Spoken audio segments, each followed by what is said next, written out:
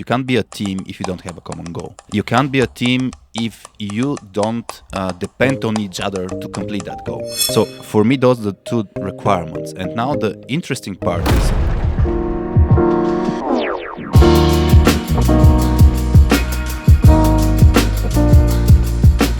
hello everyone and welcome back to HackCast. This, of course, is the official podcast of HackSoft, where we try to find the intersection between software development and the business of running a software development company because that's what we do. Yeah, we are running a software development company. Our point of view is, of course, located here on the Balkans and Eastern Europe. So this is the context that we are having. And of course, we are at our studio. And today with us, we have a very, very special guest, Hari Haralambiev. Say hi, Hari. hey, Hey, how are you? How are you today? How are you feeling great. today? I'm great. It's lovely being here. Yeah. Harry's chasing, I think, almost 20 years of experience in our industry, in the Bulgarian IT and software industry. And for the past 12 years, he's focused on figuring out how to build strong software teams and how to help companies nurture those teams and maintain those teams, which is something that resonates a lot with us. And we're going to cover this in today's episode. The topic of today's episode is actually building strong software teams. This is the 8th episode of the 4th season. And for Hari is a very popular podcaster here in Bulgaria, and he's quite famous with his voice. Sometimes when you have trouble sleeping, you want to put in the soft skills pills, or you will say the actual name of the podcast, but his podcast, he has a very soothing voice. And now we are actually doing all of you a service because we are putting Hari on camera. So before we start, Hari, say a couple of words about you and what you're doing, and we'll take it from there. So from what I understood is that I'm sleeping, I'm making people sleepy. Because of you are making people relaxed. Yeah, actually, which helps for sleep. I had feedback during the pandemic. There was one director in a software company who said that she really likes listening to our conversations in the podcast because it makes us feel not alone, that she's connecting with people. A bit about me. So you were saying that I was trying to figure out how to build software teams. I hope I have some ideas nowadays, because I joke that I'm an ex-software developer, although there is no such thing. Once a developer, always a developer. I started my career almost 19 years ago as a professional developer, but before that I was always into computer science and programming. But I quickly had to. Basically, I was thrown into the leadership role of managing people and teams, and I did that for like maybe 7-8 years before I switched into a more global role into developing people and teams. And after doing this for a while, we started our own company focusing entirely on that. Yeah. So you spent like 11 years at HackSoft, which is quite impressive, and kudos for that. I think different people describe staying a long time in one company in different ways. So kudos is great. Someone will say that I retired there, but yeah. Yeah, and can you help us understand the name of the company right now that you founded and the name of the podcast? Because sometimes I have difficulties distinguishing between both, and I just say the Hari thing. Okay, so our company name is Tochka 2. Tochka means dot, literally. So it is quite difficult to explain this for non-Bulgarians. Like .net, the framework, but it's instead of net, it's a 2. But again, the why we call that ourselves is because initially when we started discussing that we might start our own business, we were still dealing with a lot of things within our current company. And basically we were saying, okay, what do we have in the agenda for today? So number 2 is we would love to talk about our future business. All right. But we have some important things in our current job. So number 1 is let's do what we had to do today. And if we have time, number 2 is let's talk about our future business. And basically, we started with a Google Drive, which we named Tochka 2. All right. The second number in the list of our agenda. And when my co-founder Petya asked me how are we going to name our company, I said it's obvious, it's going to be Tochka 2.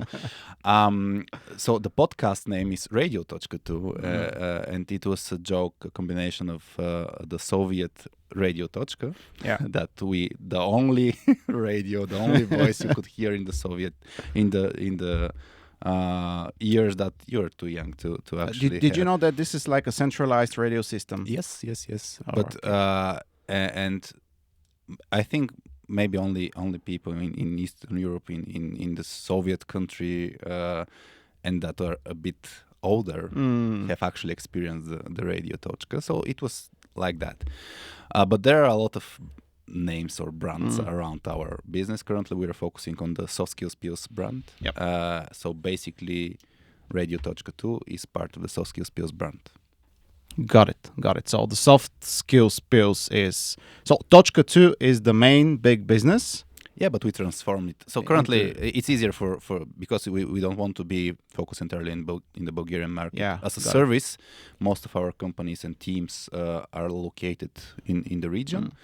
But as we are transforming our company into a product company where we basically try to give all those tools and knowledge that we've gathered over the past 10 years, let's say, we want to give it to more and more people, and that's why we rebranded ourselves, basically. Got it. So it's Soft Skills Pills, and the primary service that you provide here in the Bulgarian market is training. And what kind of training do you provide?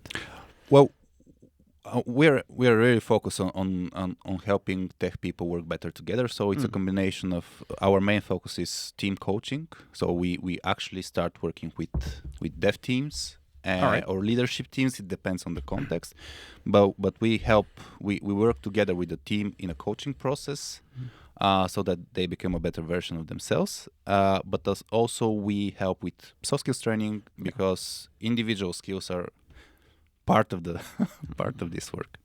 Yeah, and you're as far as I know, you're turning this now into a product, and we are going to talk about it because while I was preparing for the podcast, I was trying to figure out some kind of a framework to structure how to talk about teams and team dynamics.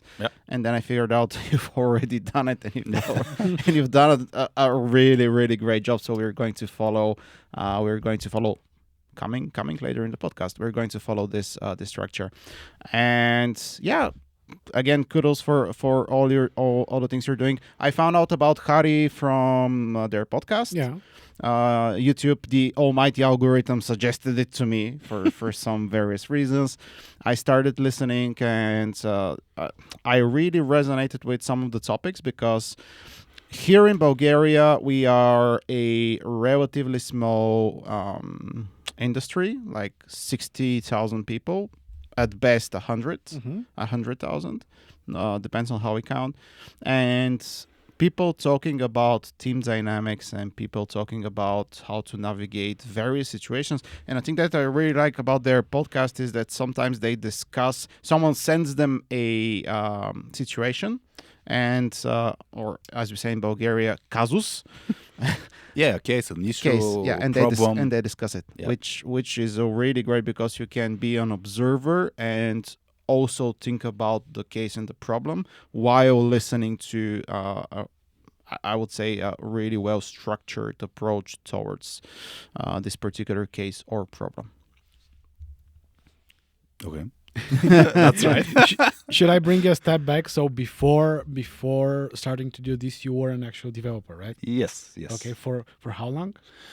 Well, I was like 3 or 4 years focused entirely on developing software. Actually, it was an interesting journey for me, because when I entered the software development company Musasoft, I wanted to be a software engineer, and I was put in a project, in a very big project, international company. It was for HP, for one really huge system.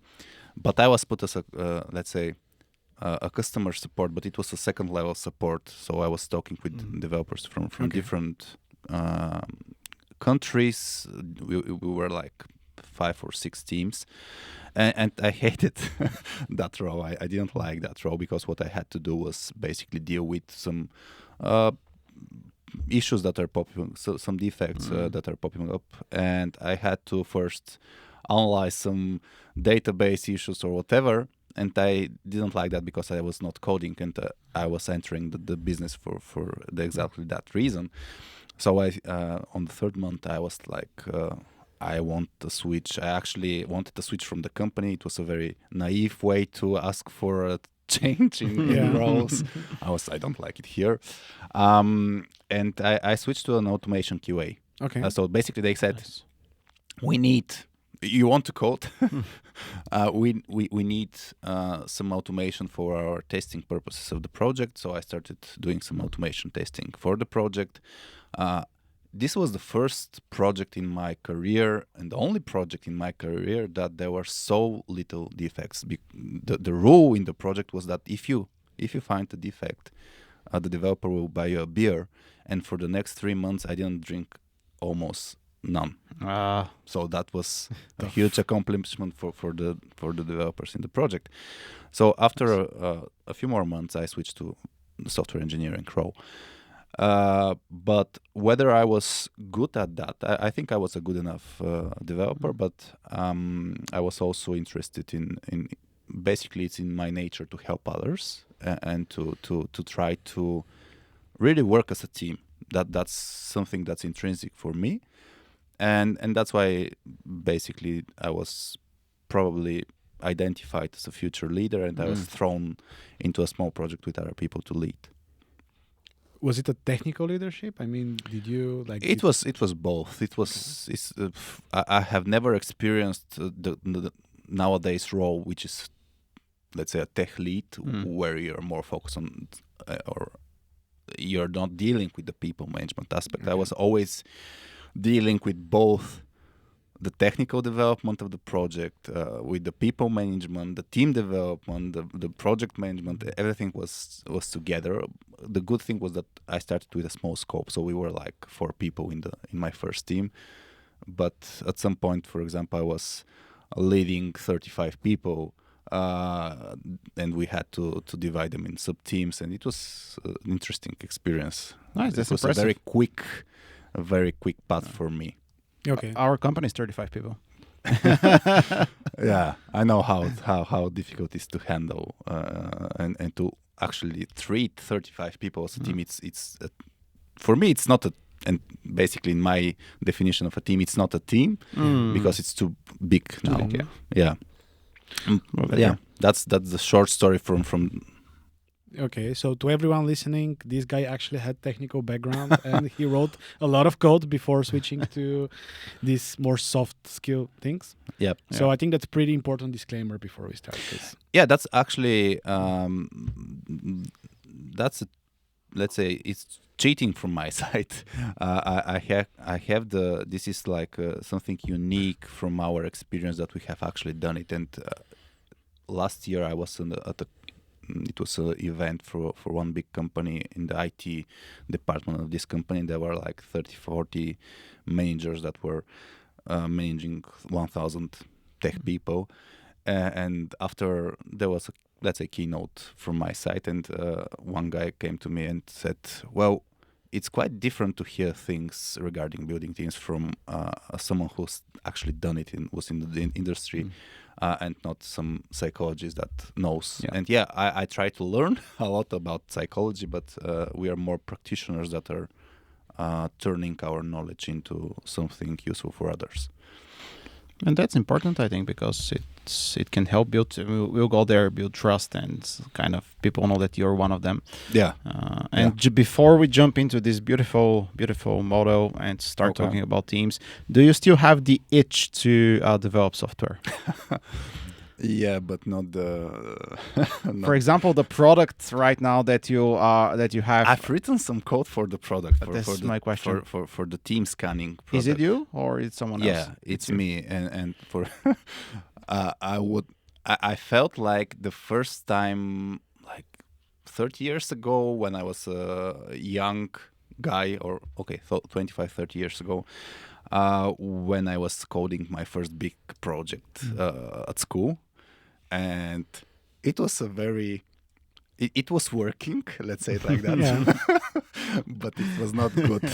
So probably the level of quality in terms of, if I give it to you to review it, you'll say, but nowadays as a owner of a business, my definition of done in terms of project is not to be the best engineering quality. It is to actually get the job done and could be developed further. So it's not shit. No, this is actually a really good take here, because this is what we're also trying to build as a culture, that sometimes you need to think about the business and you need to deliver something that's going to be iterated 20 times before we get to something that should look good and should be stable and should be scalable. So that's extremely important. And that's a challenge for most teams. So I'm probably jumping ahead, but most team mindset or people mindset that refers that transfers to the team thinking is people don't like to people want to be perfect, and that's why they are slow. All right. The topic is building strong software teams. And this topic resonates a lot with us here at HackSoft, because for us, it's in our core values, it's in our belief system that we are building things as a team. And this quite often, from my experience, does not align with the general concept and preconceived notion for software development, which is you are a solo player, acting as a solo player, and from time to time you have to interact with outside forces, be it your managers or your peers. And this is something that we've been pushing back against from the very beginning, because we find joy in building as teams. If you drag someone from HackSoft and just put him in isolation, it might not be the best experience for him or her. While when we form a team, we have our best results and we see that people are feeling fulfilled. So that's why it really resonates with us, and we want to be focusing on having this culture where teamwork is important and building strong teams is also important. And my suggestion for diving in this topic is the following. So I have printed a lot of my picture is more colorful. It's colorful. I'm not sure if it will be visible in the frame. So I will do my best. Hari and his team, they have developed this tree team model, which, as you can see here, is the tree, and it has three like the number 3, 2 plus 1 main parts. We have three. It's really hard for me. Okay. I learned while I was preparing for the podcast, I learned the parts of the tree, which is really great. We have the crown, we have the trunk, and we have the roots. And they have developed this product which assesses each part in different categories and gives you like an overview, a health check, and actionable steps. And the general idea is that the roots are the trust, the trunk are the results, and the crown is the evolution. And what they say is you need to start from the roots upwards and assess things one by one. So this is what we are going to do now, starting from the roots over here, which is basically the trust, and it has 3 categories: communication, conflicts, and belonging. So Hari, give us an intro, give us an overview about the roots, and let's start exploring the roots. Okay. For those of you who are watching us and want to see what we're talking about, you can go to softskillspills.com/tree like the tree with the branches. Okay. Not 3 like 3 with the number. So there is the 3 team model, and I'll go a bit back before explaining the model. First to mention what Radu you were saying that working as a team will give you in HackSoft is what's part of your core system, core value. What we've observed with working with a lot of teams is that most teams are not teams.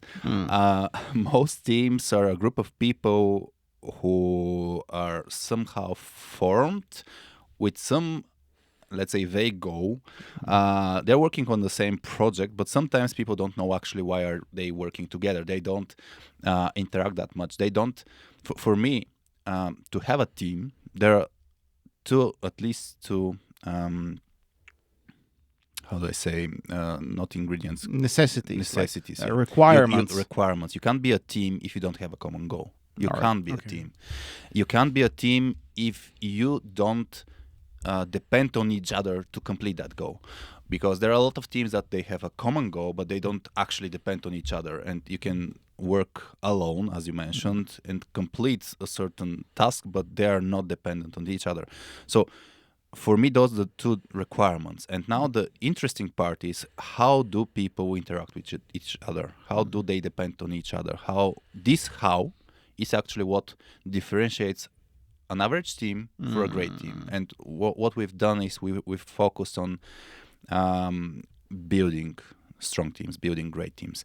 And the 3-team model is actually, it was an output of all of the years that we've coached teams. We were using different models. So a bit of context in the team coaching process, we do different sessions that we work with teams, and part of our process is to give to mirror what we see, to observe, and to give back to people our observations. So we started with some basic observations. We use different models, like, for example, there is the famous 5 dysfunctions of a team model from Pat Lencioni. There is from Google, there is the Project Aristotle that gives you 5 other things. So there is always some number 5, or in our case 3. So there are different models. There is Amy Edmondson's work. She's amazing in terms of psychological safety, which is a key ingredient of great teams. So we worked with different models and trying to observe the dynamic of a team, and to say to people, now you should focus on these because there are some aspects that are not working great, and other things these are great. Keep them. What you're doing, you should continue doing so that you keep the level great. So we started observing, but these observations were, let's say, unorganized. There was no way to structure our observations, and at some point we saw that some of the things keep coming back as observations. Some are more common, and there is what's different from our model. It's entirely focused on dev teams. So it's in the tech industry. Some aspects, the context is different, and that's why we have those 3 aspects. 2 of them are quite popular. So the trust, the roots of the 3. It's basically the psychological safety, the team climate of a team, together with these relationships between people. So the trust aspect as well. We've named it trust.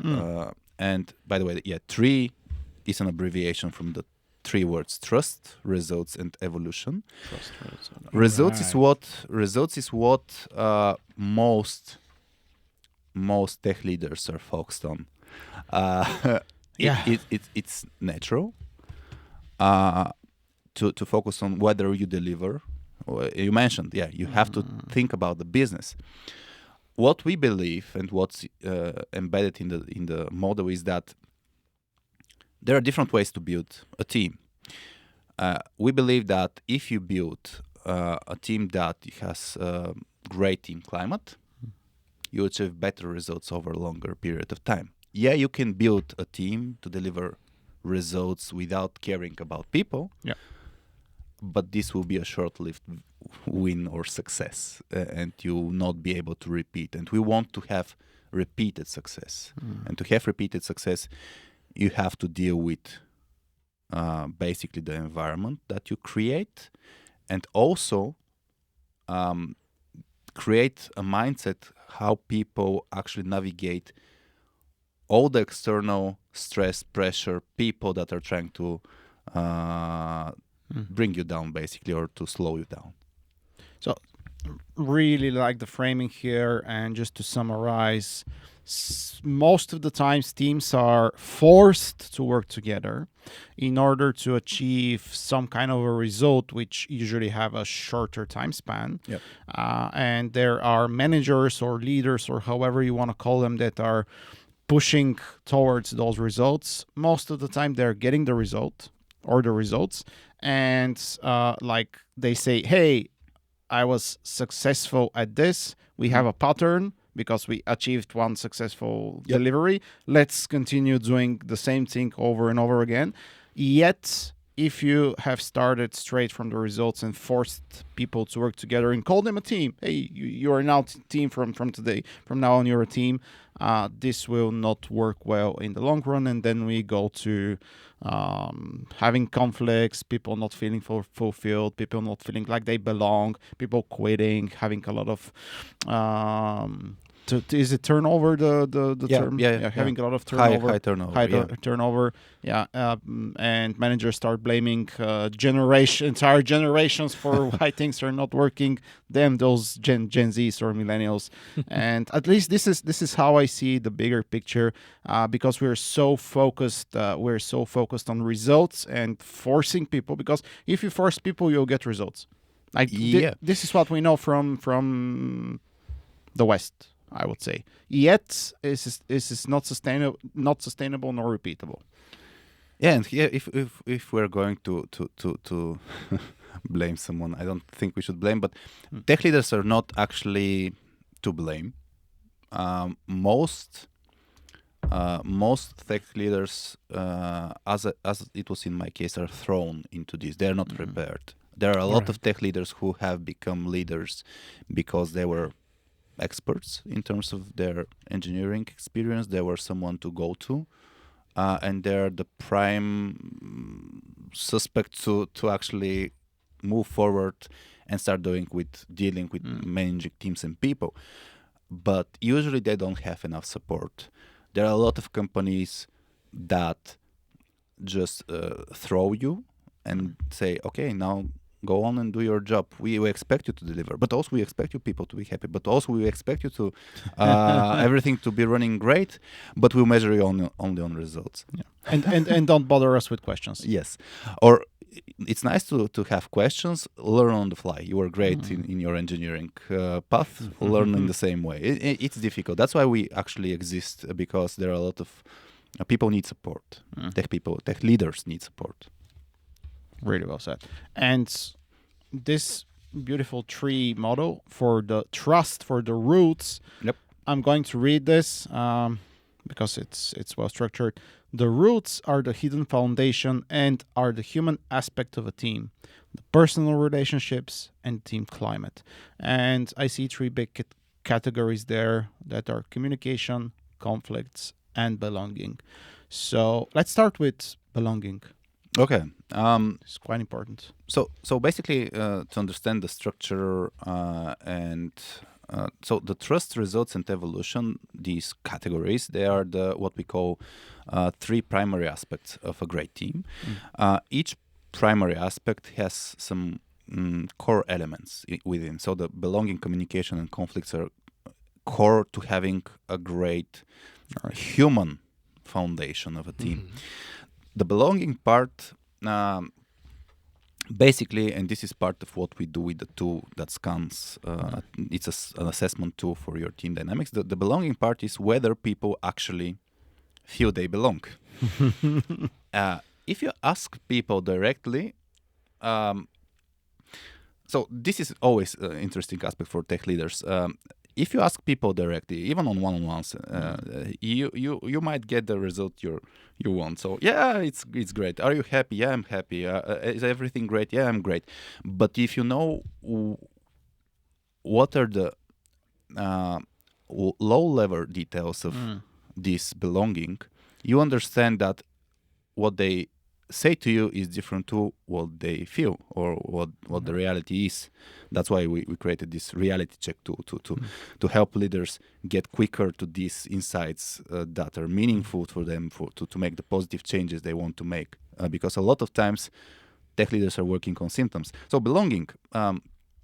Example, this is really interesting. Example questions that are not loaded as, do you belong here? Tell me, and I'm your direct manager. Yeah, thank you. Well, I'll give you, there is, so I would probably again jump ahead so that you can understand how we measure, how we can give you the tool for you to measure your team. So there is one, the team scan, that is actually a tool that measures your team based on the model. So the team scan is basically a survey and a report. The survey is given to all the team members to answer. We do some magic, and you get the report that gives you the insight, these powerful insights, and you can get this in days, or even if you organize yourself, you can get it in an hour. So the one aspect is, and I'll probably just open one here on my side, some questions so that I can see them. But one aspect is, are people interested in my work or in me personally? So, for example, we if today... This is the question that you, as someone who's taking the survey, is going to receive. So if I ask you, has someone today asked you, how's your work doing, or how are you? It's a simple way to answer. So we've built simplicity in the scan. So basically you answer with the traffic light system. So either green, yeah, definitely people are interested in me, both professionally and personally, or somewhat sometimes, this is the yellow aspect, or no, definitely not, is the red one.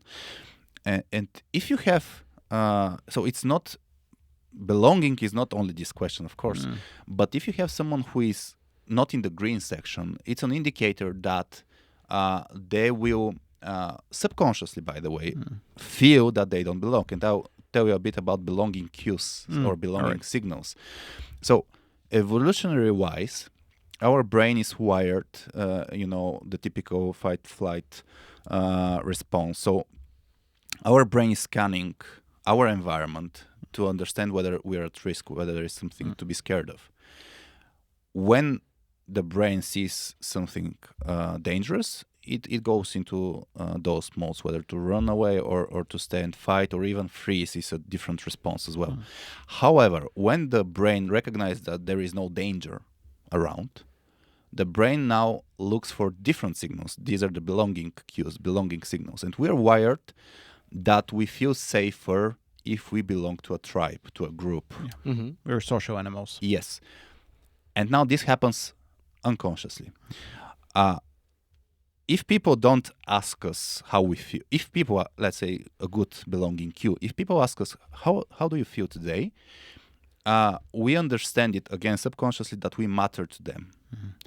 If, for example, we're remote workers, so we work remotely, and for 2 days nobody ping us, even how birds. are you? Yeah. You feel that you're disconnected from these people. This is a negative belonging cue. So it's people are not sending you belonging signals.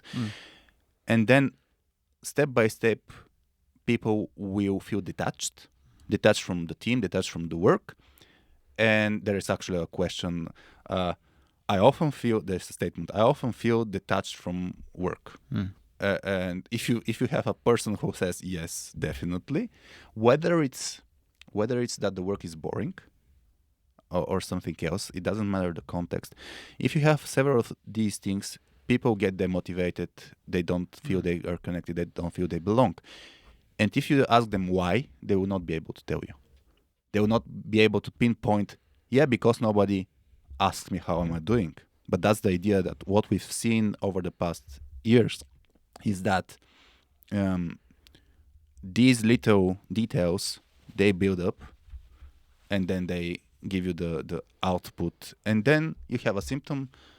Someone is late for our daily a few times this week, and you get this, but you could have find out a few months before, because sometimes it's too late to do any actionable steps. So this is a bit about belonging. one aspect that we've put into the belonging. It's something important, and it is actually very underestimated. And this is basically a lot of tech leaders, I would say, they're unaware that this is actually important, or they ignore it, is people having joy and fun at work. And extremely important. It's really, but I'll open my. We have from all the scans that we do with teams, we have one big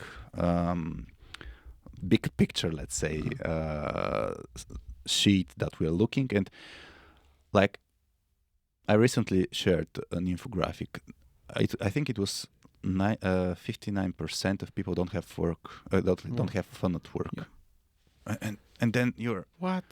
Yeah, it was, again, it's based on a small amount of tech teams, but this is something we've coached 300 teams in the past, and you can actually see it when you start working with a team.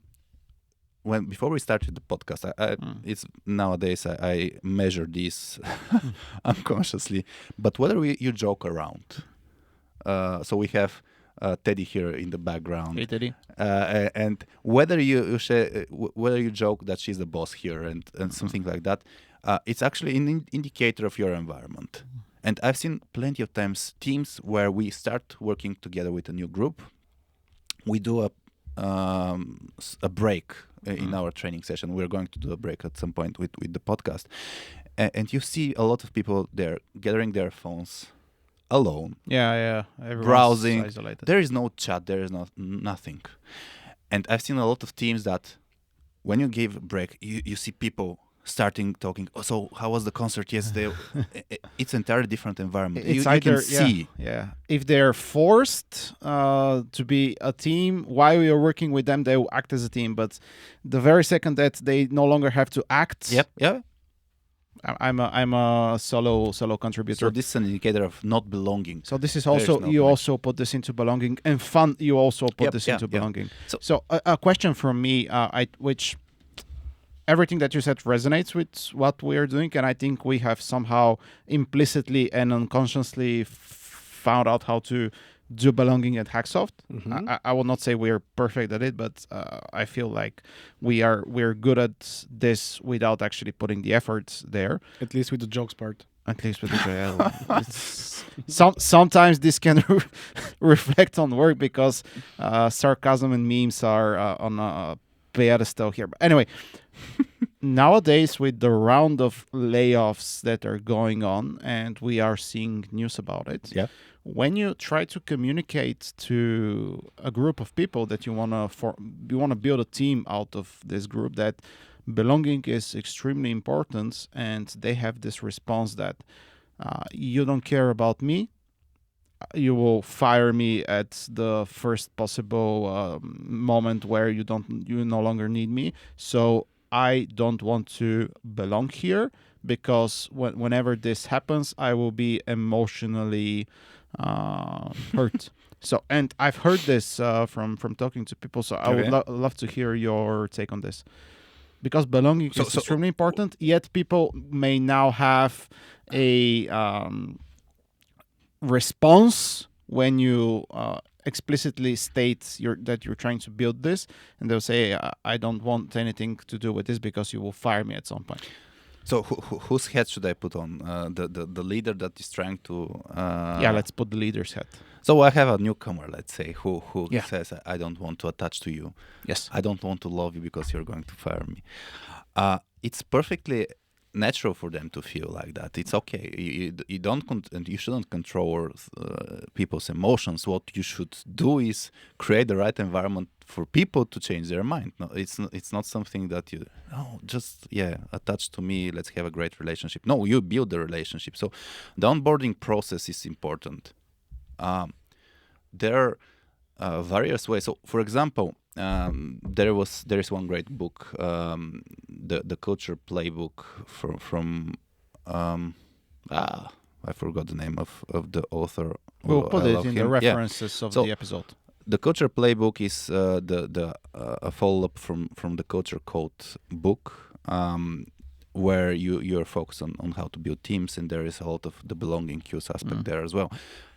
So there is an approach how to onboard people properly, and what's the difference. The first few weeks are it's people know, tech leaders know, the first few weeks are important, but what do you do about it? So an example of if you create, there is one way, if you give a person something that is meaningful to the organization but is personalized to the person, you basically create a very small thread or connection between the person and the company.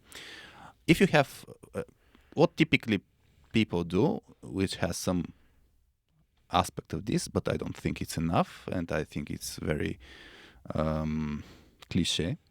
If you have I don't know what you do, so forgive me if I'm going to assess your approach, but if you give, for example, a new laptop to the person and there is the name of the person, it's personalized, but the laptop is nothing about HackSoft.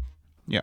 So and they'll have to return the laptop when they get fired. I think you mentioned, we had one conversation where I'll give you a great example. You mentioned that you gave a person, it was something, was it regarding cooking or something? Yeah, it was. Can you give the story? It was just from an internal conversation with one of our leads, where he kind of mentioned that sometimes he feels like he's on the grill, and he feels like someone's coming over him, taking from him the tongs, and I'm sorry if I'm not pronouncing this correctly, and the thing that you scrape, that you flip the burgers with, and he feels like he's not in control when he can be in control, and we worked quite a lot to resolve the situation, and I thought it would be a good idea if at some point I just buy this physical burger flipper. Yeah. I'm not sure about the English word for it. Burger flipper is good. Probably there's a word like that.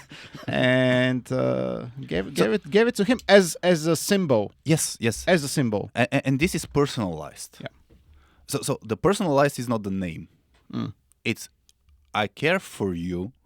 I took the time. It's like if you give a present to your partner. It's easy to buy something and to give it. But if you invest time to think what's actually that cherishes our experience together, it will be different. So if you have, again, the first few months are important, first few weeks are important. If you have something that is unique to your environment. I don't know regarding HackSoft what symbol, what physical. It's important if there is physical. It could be, of course, it could be a T-shirt. It could be a cup with the name on it. But actually, it actually helps. So if you have something that others have, and you create again a token, a symbol, or whatever that indicates you are now part of the group, it will attach the person. If you have a lot of teams don't have a name that they use. They have a name. They have a formal name. If you ask us, I could be named a Tochka because our company is called Tochka too, but I could be named part of the SSP gang, the Soft Skills Pills gang. And we actually write to in our chat, gang, I'm in Zoom, for example. So we name each other with this that is common. So these belonging signals, you are part of the group, should be great examples. Yeah, and we discussed that while you were in Musawa. We saw a logo for a team and a name, and I think it kind of resembles what they do in the military.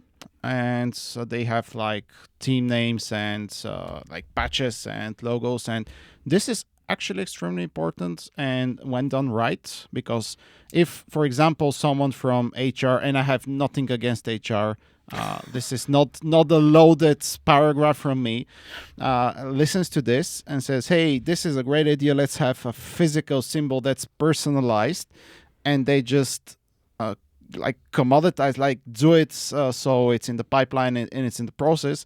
It's like, no, it's not going to do the job if you don't put the symbolism in it that the person will after this see in the company. If you just give, because everyone's doing swag, we are also doing swag, like backpacks, t-shirts, Yep. pants, whatever. Yet you need to find what symbolizes you as a company or you as a team. Sometimes can be the team, and this can greatly help with belonging. First, and then what we've seen from our experience is human contact, like getting together, talking about other things than work, talking about work, discussing clients in a more humorous manner always helps. And this, in the long run, this builds belonging. And Yeah. we've seen the other thing. We've had folks who were completely isolated, be it remote in the pandemic. Mm-hmm. Like during the pandemic, we were at risk of breaking apart because everyone was reduced to a single isolated person in their home in front of their computer, and there was no culture going on. Well, when you're distributed in different locations, what happens, and again, what's underlying why it's important to go somewhere together, it's because again of these belonging signals, because they're unconscious. There's one great story of the Christmas truce, I think it was called, from the First World War, where two enemy parts of fractions or whatever of the armies, they were very close together, so they were fighting against each other, but they were physically very close together. And what happened was that during Christmas times, although they were ordered not to stop fighting, they were ordered to continue fighting against each other. I don't recall whether it was France versus Germans France and there is a Sabaton song about this, but I don't remember. So Yes. what happened with the Christmas truce is that people observed each other. They were able to see each other and to understand that they are no different. So people were singing songs against around the campfire, and you can hear them because they were close enough. So the enemy army is singing songs like us, so we are similar. They were having rituals similar to us. So in the morning they wake up, they do whatever, and because they had these observations, and this is again unconsciously processed as we are the same, and that's why they build up, and at some point they said, let's not fight, we want to stop fighting. They played soccer together, football. Yeah. Sorry, so probably for I don't know why I call it soccer. Excuse me. It's football. Yeah. My So unconscious belonging cues extremely important, and this is why we started with it. It's part of the root, it's part of the trust, and if you don't have this, it's really hard to do anything else. Yeah, so tech leaders should do it consciously. Tech leaders should do it consciously. That's my point here. Yeah. Got it. Yeah. Awesome. I believe we will touch upon this again because everything is connected. It's a tree. Everything's connected. Yes. It's a connected system. But then the other key element of this primary aspect. So the trust was the primary aspect, and belonging was how did you call it? A core element. Core element. Element. Another core elements are conflicts. Something that everyone dreads, especially management. Again, from what I've seen, and people generally, it's like not good to generalize on podcasts and do maths on streams. Yeah. But it's safe to say that people generally want to avoid conflicts. Yet we have this as a core element, and I want to know why. I would argue with you that you might not be one of the people who dreads conflicts. Again, it depends on how we define conflict. But people want to avoid bad conflict, and people, when they hear the word conflict, they imagine fighting with someone with bad emotions attached to it. But actually, conflict is what we actually tell to teams is conflict is not a bad thing. Conflict is a good thing. Conflict is merely if you define it in this way and you start looking at it in this way, conflict is basically two or more different points of view on the same thing. you can't have a good movie without a conflict. So you can't have a good team without a conflict. How you handle conflict is what differentiates a great team from a bad team. And again, yes, for example, with Pat Lencioni's model, 5 dysfunctions of a team, the number 2 from the pyramid at the bottom is fear of conflict. And yes, people do fear conflict because they cannot handle it well. And we've worked with teams, and a lot of the teams, they're feeling, so when there is lack of psychological safety, or when the team climate is not good enough, people avoid expressing their opinions when it differs from the others. This is actually something that we ask people in the team scan product. So it's the statement, I feel safe expressing my opinion when it differs, or something like that. It was I'm rephrasing the statement, but there are a lot of people who are not feeling safe. This is an indicator again of it's not that great of an environment. So the first aspect of conflict is actually whether you see it, whether it is visible to others. So you might think one, I might think another. Is this visible to the team? This is the first level of having a good team conflict, to see it actually. A lot of teams are poor in seeing this. So you have one vocal person saying one thing, another vocal saying another thing, and nobody else speaks. Yeah. Although they might have a third or the fourth opinion. And then what do you do with these differences, these disagreements?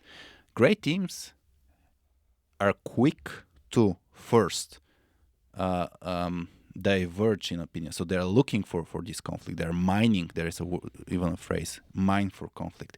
They're trying to get it out, to see it, to see all the different opinions. But they're also great in, is it converging, I think? To go back. Towards common goal, yeah. So the great thing about conflicts is how to first see the differences, second, how to make it positive in terms of conversation, and third, how to reach a common solution where everyone, and here is the issue with most teams are looking by default, they don't have a decision-making approach, and they're looking for consensus. So they're looking for resolving conflicts through everyone agrees we should go that way. And this makes them slow. Yeah. And this makes them dread conflicts because they're thinking, okay, the next meeting is going to be 2 hours. We're going to hear Ivo and Radu again, and I will not be able to join in the conversation. Even if I join, we are not going to have a solution, so let's not bother with that at all.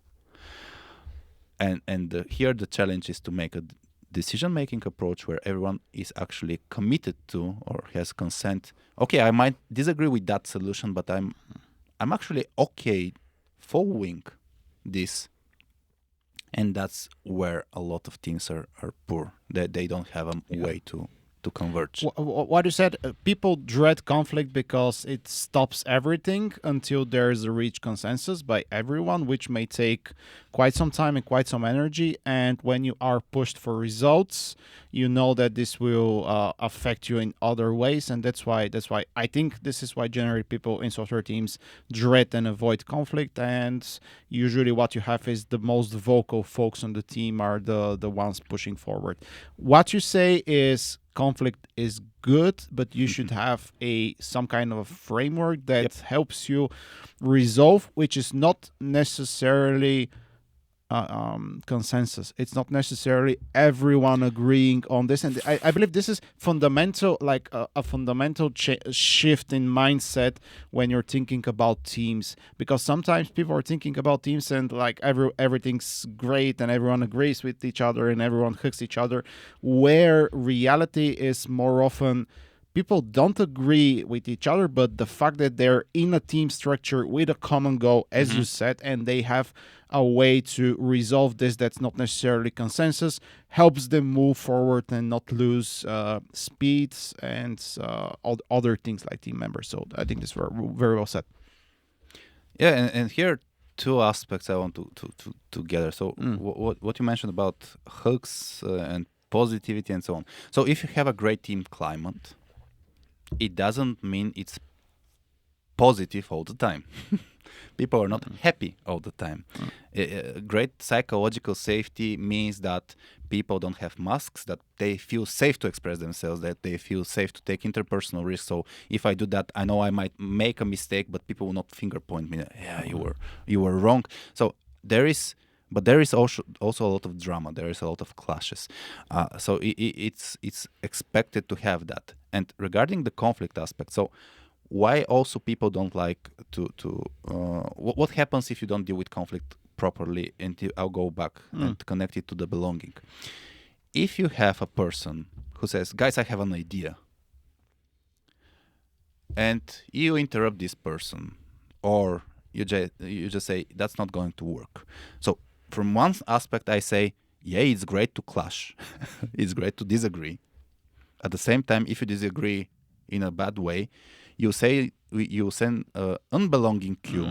Your opinion doesn't matter to us. And when your opinion doesn't matter to us, if it happens a few times, people will detach. Yeah, and they'll stop bothering. Yes, and ideas. if you have people who are silent during meetings, and I'll go to the communication element of the trust. Most team communications are not structured, and people, when they hear structure, they're thinking of boring and mechanic and so on. No, structure doesn't mean that there is no flow. Structure means that there is way to hear everyone's opinion when they have it. If you have a silent voice, and most teams, again, they don't bother trying to look for this silent voice. When you ask a person, I haven't heard your opinion about that. What do you think? This is a belonging cue because, again, your opinion is valuable to the group. I want you involved. And this is a simple thing that most tech leaders or facilitators of team discussions don't do. When you do that, people feel they belong. People, and this is regarding conflict, there is a notion that people, when they disagree, they want to win. No, people don't want to win. People want to be heard and their opinion taken into account.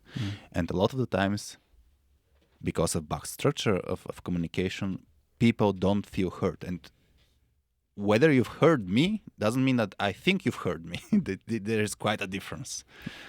And that's why if you structure your conversation in such a way that people feel heard, they'll be more committed, and there will be easier way to move from consensus to consent, from I disagree to I disagree and commit. If you haven't heard me, there is no way. Even if you tell me, commit to this, you're part of the team, you should commit. No, this is something I should choose. And you should be, again, going back to the belonging, you should create the right environment for me to commit easily. And at some point, I will feel attached to the team and will not tell you, I don't want to be burned in the future when you want to fire me. Because you will also be attached to me. And as an example, what I'm thinking from our experience is the moment you start, when you're having conversation with your leaders and your folks, the moment you move away from this is how we're going to do it and this is how we're going to approach it technologically to how do you think we should approach it, and those are the things we should consider because they're important. And finally, at least for me, this is very powerful when you say to a leader, I don't really care how you approach it, it's technological, like do whatever you want to do, but we should keep in mind those goals that we're trying to achieve. This for me is very powerful because this first gives agency to people, and people want to have agency, want to move more freely and not agree on every single step they need to take. Yet you don't give them like go wild, but rather don't forget the goal that we are trying to get to. And sometimes this goal is for the next 2 months, we have to deliver something. And all the things that we're seeing as problems, we're going to flag them, we're going to write them down, but we're not going to address them now because business-wise, our goal right now is to deliver. Yep. And then we will most probably be in a position to follow up with the rest of the things. And just thought of an example from what works for us. And the other thing about communication, I would say when we were 10 people in the office every day, communication was not an issue. Right now we are 35. we're still again 10 people in the office. People are working remotely. I think common Slack, and where everyone has access to the chat, and we have channels that are not project related but company related, helps a lot. First with communication, and second with figuring out, without doing before we had the team tree scan product, which is great, but one way for me to figure out who might be detached from the company is by looking at the common channels where we talk about things about work and things about outside of work.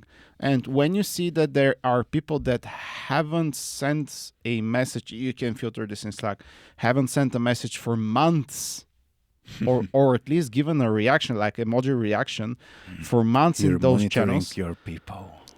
Sometimes you have to. Sometimes you have to. You should. This, at least for me, this is a very, very strong signal for detachment and for, hey, our culture is not working for this particular person. And from tomorrow, everyone from HackSoft is putting like in Thumbs Slack up in the operations channel, everyone. every week at least once. You cannot force this, it's either you feel the belonging and part of the culture, or you don't. You really cannot force this. And from what I've seen from other companies, because we're working with other companies as well, is that they don't have a common space to chat, because they consider this waste of time, waste of resources. And I think people do feel more detached when they are, again, I will use this phrase, reduced to a single person in front of a screen and nothing else. Well, again, this is part of whether people believe basically that belonging matters, that fun matters. And yeah, I have no trouble that there are some leaders like that. For me, they're unaware of the issue there. And it also is, we have to keep in mind, it's culturally, there is a context in terms of culture. So going a bit in depth on trust in general, there are two types of trust. So there is trust that I trust you do the job. You're a professional. You understand under the hood how things are working. So if I always give this example. If I go to a doctor, I don't care whether he was having a nice weekend, whether he has 2 kids. I don't really care. I hope he can get the job done and he's professional enough, he understands, and not, for example, open me up during surgery and says, what's that? So this is cognitive trust. We trust with our mind. But there is also the more human aspect of the relationship aspect, that is affective trust, that we build what we talked about belonging. We create connections as friends, as human beings. So whether I can trust you with, for example, information. If you have a close friend, you can say everything and that it is safe. So you don't trust them as a professional, you trust them as a person. And every one of us has different expectations and, how do you say, not limits, but borders, how much you expect to connect with each other on those two aspects. And for example, as we're in the Balkans, we have more expectations in terms of affective trust. If you go to Western Europe, if you go to the Scandinavian, you don't have that much expectations. However, these things play. So you might not have the expectations. You might be culturally formed into acting that you will not connect at work. There was an example. One friend of mine, she was saying that her kid was in Finland, and when she had a toddler, so around 2 years old, they were in a playground, and every day they are connecting with another mother of a kid, and they're having a nice conversation and so on. And at some point she said, let's exchange numbers and see each other somewhere else. And she was, the Finland lady was, no, that's it here. This we is where I connect draw here. the line. We connect here. And this is atypical for example, for Bulgarians. So we have to. Nowadays, we're more and more culturally diverse. But regardless of the culture, we are individuals. So us individuals have those different requirements in terms of the trust. That was great, and thank you for the summary. I think this explains why we are building our company like this, because we're in the Balkans. And my because we kind of went through trust, my suggestion is to do a short break and then go towards results. Teddy, we are good with this? We're good. Break. According to the YouTube analytics, a huge percentage of you are not subscribed to our channel. So if you like our content, please subscribe. We are aiming at 2,500 subscribers, and at the point we reach them, we are going to do a giveaway. We still don't know what we are going to give away, but if you have any good suggestions, please put them in the comments below. And we're back from the break, and as typical Balkan men, we struck a deal, and Hari is going to tell you about the deal. Yeah, as we are talking about the 3-team model, and now we refer to the 3-team scanner product that you can basically get insights about your team. We talked that we can give the audience a special discount for the tool, a 50% discount. I haven't entered it yet, but it will be available, and I assume let's make it the HackCast as a special discount code, and you can go to the lowercase. It doesn't matter, but like this, it's easier for people to see it. So HackCast will be the discount code, 50% discount for the team scan tool, which you can go to softskillspills.com/scan, where you can look further about what you get as a tech leader. But it's basically a tool to assess your team dynamics. Great, and we will also mention this in the description. It will probably 2 weeks. It will be available for 2 weeks after the release of the video. Let's have some urgency here. Okay. And that's very, very generous of Hari, because this is great, and you should most definitely try it. And we're back. We went through. It's very funny to see this model printed out, and okay. We are working towards not having to print our preparation for the episodes, so I hope we will have to announce something soon. I can hold the TV next time. Okay. We went through the trust, so we discussed the trust. This is the roots, and now we're going to talk about the trunk of the tree, which is about results. Like, this is the primary aspect, and the core things there are responsibility, process, and engagement. And I think results are always what's being focused on, and that's why we started with trust, because it's usually overlooked. But results, usually people focus there. So let's start with, where should we start? Which of the core? Well, I can give you elements are important. I'll try to focus on maybe a few things that we've seen are neglected, probably. All right. And the interesting part about results, that's why we've used the metaphor of a tree. So really the trust part is hidden. That's why we've called it hidden, because it is often neglected, but also it is essential for having a strong tree. Now, if people have done their job well in terms of the trust aspect, they're like 80% done, because everything that is related to the trust, if you fix there, if I use the analogy of the traffic light system, if everything is green in the routes, it will basically improve everything, or at least it will become better upwards. Because, for example, responsibility is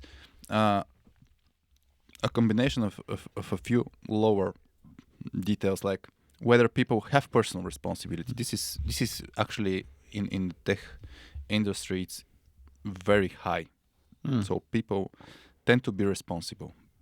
What is usually the issue is team responsibility. Team responsibility is a combination of who will do the dirty work or the task that nobody wants.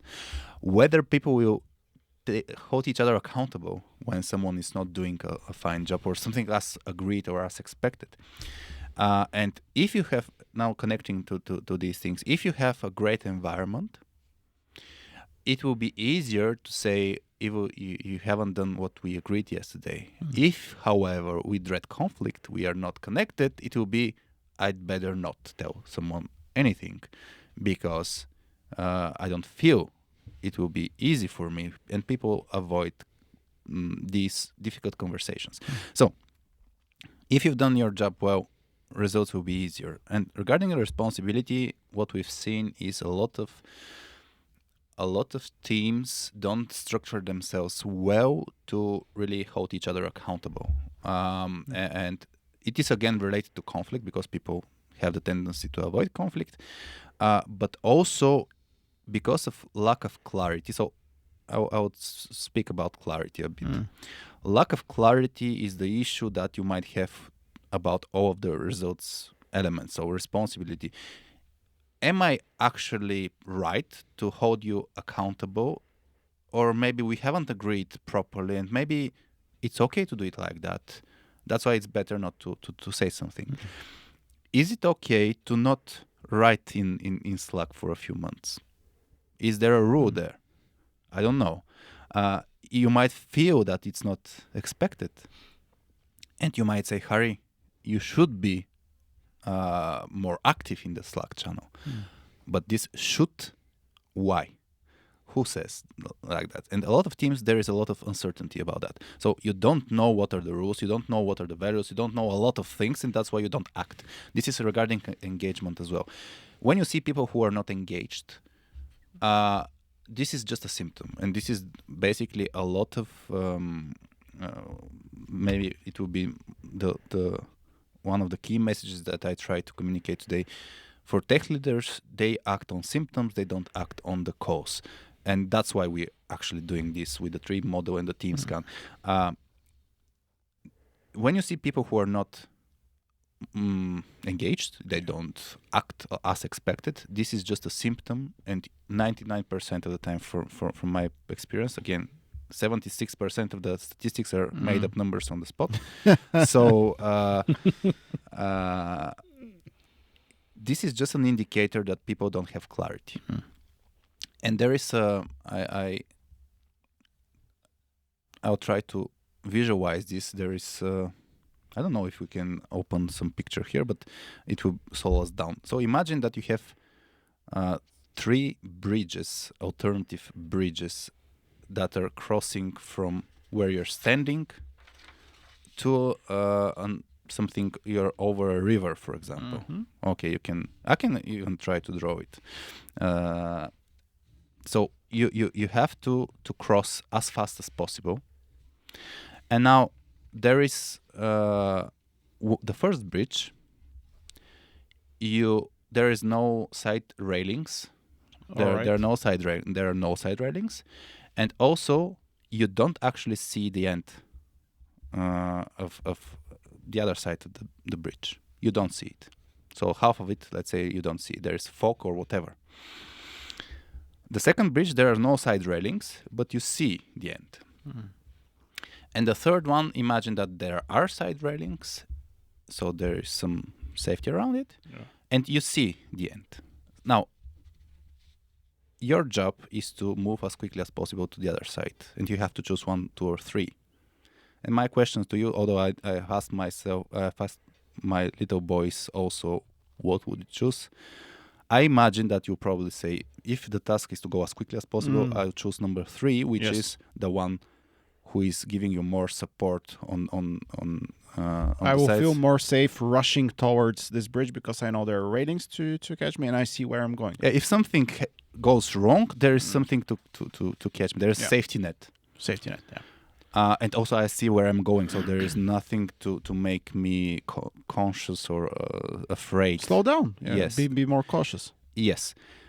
And when I ask my boys, which one would you choose? They're like, it's obvious. The number 3. Well, then how it's not that obvious for tech leaders to put the side railings and to paint a clear picture? I don't know. So the issue is with lack of clarity. It slows us down, and that's the principle I try to visualize. If you have let me give you an example. We had one team. There was it was a startup. We worked with the management team of this startup. Great guys. There was 6 guys and 1 girl. So they together had a great team climate. They were arguing openly. They were having fun. There was no bad energy, and they were discussing how to. It was a strategic. Basically, we started coaching them when they were in a strategic context, and they had to.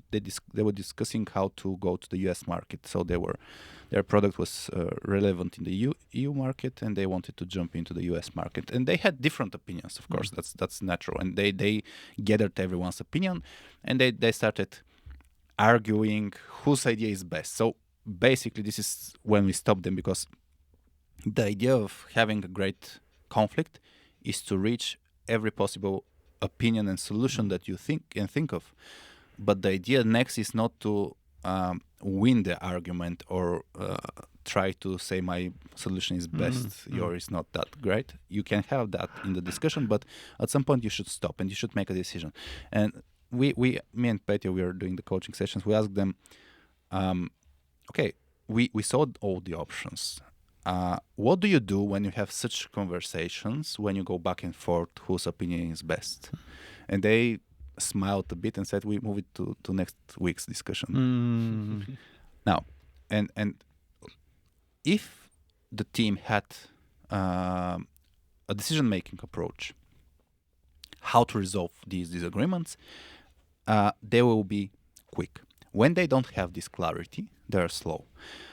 So that's why all the, let's say, I don't like rules as a word. Norms is another thing. Team agreements is another thing. We call this a playbook. Yeah, playbook. It's a collection of what? Plays. Good ideas or things to consider when doing something. Okay, things to consider is optional. Yes. But there are things that should be a must. That's the issue I've seen. Okay. So, yeah, it's better. You have a fuzzier picture. It's not dark. You have a blurry picture. If we imagine the cameras around here, it's not focused. If you have a perfect focus, you know what you're doing. So there are things that should be guides, but there are things that should be mandatory. We are doing it like that here. And when you bring that clarity, first, what will happen? You will act like a magnet for people as well. So you will, how do you say it? You will attract. Yes. You attract people who like this playbook, and you also repel people who don't like it. That's why if people are listening and they are saying, no, this 3-team model is a piece of shit, great. I don't need these tech leaders at this point. They are not aware or they don't like it. That's perfectly fine. But when you have clarity, people first are really attracted to this, and second, they know what to do. Should I, when you have a decision-making process, should I ask another person, or should I do it myself? Should I take the risk, or should I be cautious and ask 5 more people to make a meeting, to write in Slack? These are issues. Most teams don't have that clarity. It's a lot of fuzzy. Typically, there are no clarity at all. That's why people are not engaged. Not because they're demotivated, because they don't know what to do next. Yeah. They're on the first bridge. They don't know what to do. They're cautious. They're waiting. We had one CTO once. This is a very typical request, and it's a symptom again. There are a lot of people who want their team to be brave, people to act. It's obvious choice. You can do it. So the experienced leader is always, I want these people to do their job because they are capable of doing it. Yeah. But people are not. They are not proactive. They are not brave, and so on. And usually it's because there are no site railings, there are no boundaries formed, they are not clear. And people don't know, is it okay to do it like that or not? Rules of engagement, I think, is a good way to put what you're trying to describe. From Atlassian, there is the Atlassian playbook actually have an activity which is called Rules of Engagement, which clearly focuses people to form these rules for the group. And it could be on a company-wide level, it could be specific for the team, when you have these, you're quicker. So one of the things is regarding decision making. For me, this is the top issue. All right. Most teams have. They don't have a clear decision-making process approach. And that's why people aren't proactive, not engaged, and because they don't know what to do. Yes, they and don't the leaders know. Are, come on. Should I wait or should I go? Yeah. Because they think that it's someone else's responsibility to take the decision. By default, when people are not sure whether it's theirs, they leave it to it's someone else's responsibility. That's why you don't have ownership culture as well. To have ownership culture, you have to have clarity. And of course, there are a lot of other details regarding ownership, but one key ingredient here is clarity. And again, if you're running your business, do you know when you have to make a decision whether to involve other people or not? That's an interesting question. People who are higher up in the hierarchy, they feel confident because they are higher up in the hierarchy. And have a clearer view and vision. Yes, and they have a higher risk tolerance because they feel safer because they have the reputation or they have the role to do those. But most often, people on a team level, on the contributor level, people don't have that clarity, and that's why in the there are a lot of questions in the Team Scan survey whether people have some clarity about that, so that we understand whether they're slower or not slow. So that's why in the terms of process, the decision-making aspect, do you have a structured decision-making process is one low-level detail regarding the process. And it is crucial. It is really crucial, and it's a blind spot for most tech leaders. All right.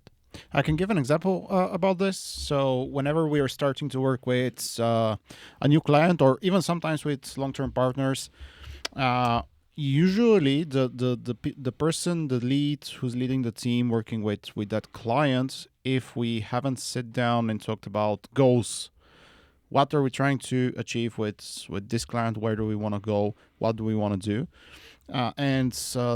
If we haven't done this and there are conflicts with the client, it's really hard for the person leading the team to know what to do because this person hasn't gotten the agency to act. For me, it's extremely easy jumping in. Oh, this client is extremely toxic. It's just go away, goodbye. But I can make this, as one of the business owners, I can make this decision because I know the consequences of losing. Or for example, we have a very, very important partner that starts acting weird, but we cannot just get rid of this client because it holds 1/3 of our company, and then we should act more carefully.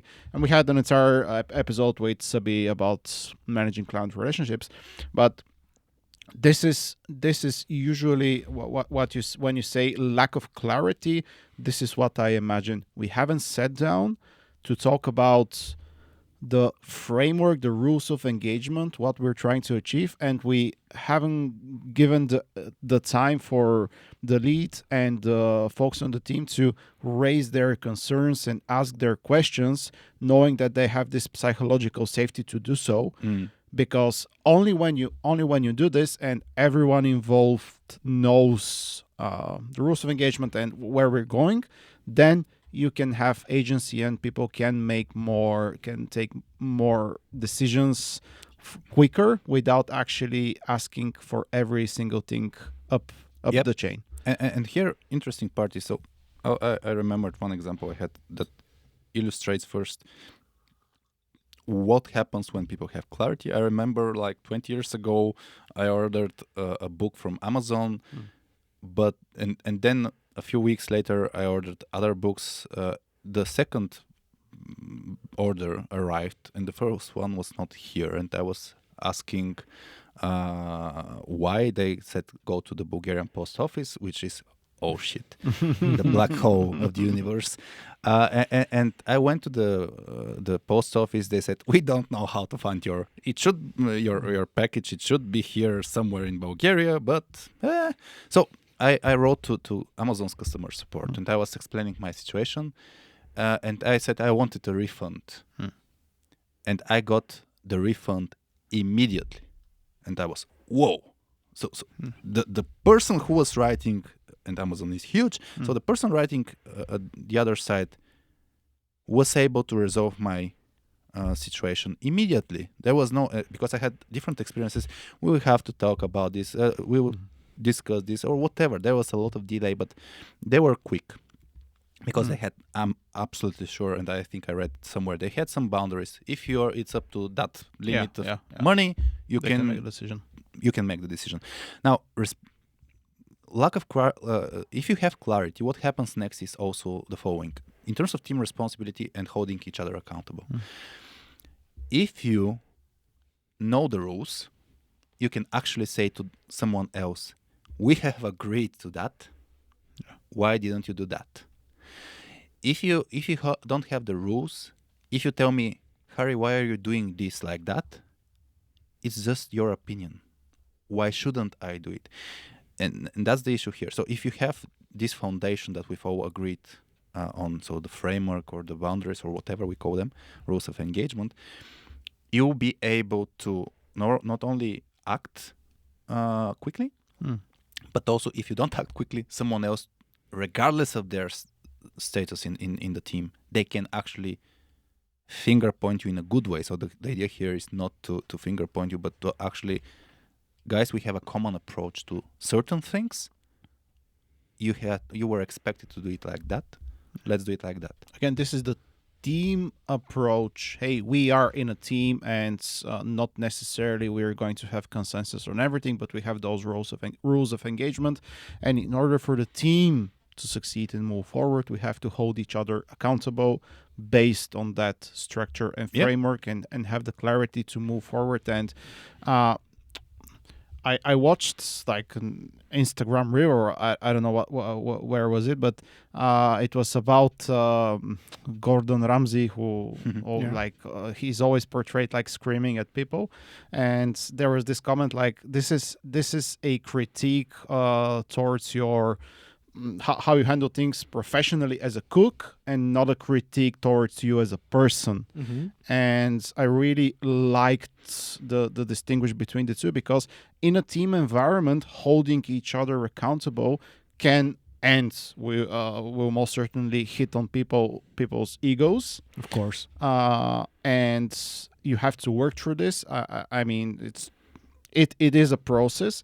Yet when you have the rules of engagement, and when you have the team structure, and you're trying to move forward as a team and as a company, something greater than each individual, you can make this distinguish that this is professional. It's not against you as a person. It's professional. So let's move forward. We can deep dive into how to give feedback a lot, but yeah, that's an important distinction. Although I would go further. That it should be focused on the behavior of a person, not whether it's the professional person or whatever. It's never about the person. It's always about the behavior that you want to synchronize, actually. And I was thinking about, I'll give you an example of clarity and lack of clarity. A few months ago or 1 year ago, when Elon Musk said, from now on, everyone should go back to the office. For me, whether I like this decision or not, I don't care. But this was clear. And what I love about Elon Musk's approach is often regarding such statements, although he changes them a lot, so there is not no clarity there. But if you have a clear message, so from now on, this is the case. It's better than let's go back to the office whenever everyone feels like it. Then how could I say to someone who hasn't been to the office for 1 year, it's not okay to stay home for 1 year? There is no rule to say it like that. But if you have some clarity here, you can always open up that conversation. Whether it's difficult or not, it's easier if you have something beforehand agreed upon. Yep, absolutely. And the other thing is, again, from our personal experience, what we try to build as a culture around responsibility and rules of engagement and decision making is it's okay to raise questions and concerns at every single point along the way towards something, and it's okay to reevaluate at every single point towards something. Now this, it can be a little bit fuzzier, but at least for me the important thing is to have the psychological safety to figure what's going to work along the way, and when we see the pattern, then stick to the pattern, but not have the pattern and stick to the pattern even if we see if it's not working at the moment, and it's actually holding us back, and it's deteriorating the team dynamics. And we'll go back to the conflict aspects. If I'm seeing things that I disagree with, and I say that's the bad direction, whether I'll be able to say it like that or not. Yeah, it's that's why the rules are so important. And I was thinking about responsibility, another element of responsibility, which I think could be a quick tip for some tech leaders. It's again related to whether, so the personal responsibilities is often related also to whether when you make a mistake to say, guys, I made a mistake. I remember there was one senior developer, it was 20 years ago, 18 years ago more or less. He was caught during the weekend. He was at work during the weekend, so one team had emergency, he had to be at the office, and they saw this guy. And what happened next with it was uncovered that he had made a huge mistake in his project, so on the different team, and he was trying to cover up his trace, not to be blamed, not whatever, but he was doing a lot of bad things afterwards in these actions when he was trying to cover up. So this is again an indicator of a poor environment. So if you have people who say, I made a mistake, if you have people who say, I don't understand, this again related to psychological safety, but they're so connected. And there are 4 powerful phrases that tech leaders can use, and in this way normalize that it's okay to make mistakes happen, or it's okay to not know something, and it's better to say I don't understand rather than act like you understood. So the 4 phrases that create this proper environment are: I don't know, I need help, I'm sorry, and I don't know which I said. I made a mistake. Did I say it or not? No, I made a mistake. Yeah. So these 4 phrases create the environment that it's okay to discuss these, and the higher you're in the hierarchy, the more influential you're in your team, the better is for you to use these words so that people can later say them themselves. Right. I think the biggest game changer in my career as a technical team lead at HackSoft was when I realized that my main job is to bring clarity to the team, so they so that way I can activate the team and they start being way more proactive, and just help them with decision making with some experience. Yep. Without telling them what to do, which is really hard to be done if you're constantly in a rush and you have a lot of work in your pipeline. And then you become in this mode where you take all the decisions, you just tell the people what to do, and you hope that everything gets done in time, which I think that like time stress and being in a rush is something that can kill a team dynamics. Yep.